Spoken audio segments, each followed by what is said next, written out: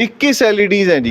ये टॉफीज हैं 180 kgs हैं और 540 पैकेट्स हैं। 30 बैग्स हैं जी इसके मिल्क के। पैराशूट क्लॉथ है, 4500 kg है।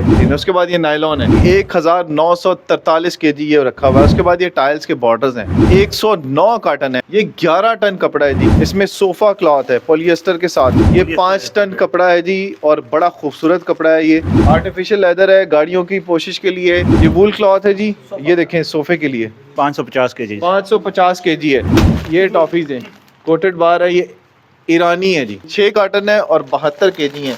6 कार्टन है इंपोर्टेड है और लीची और कोकोनट के साथ है। ये शैम्पू है जी 290 किलो यानी तकरीबन 300 kg है।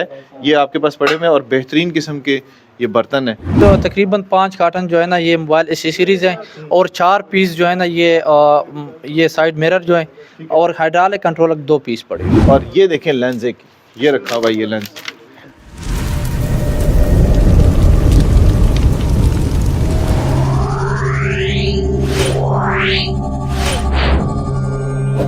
Wow.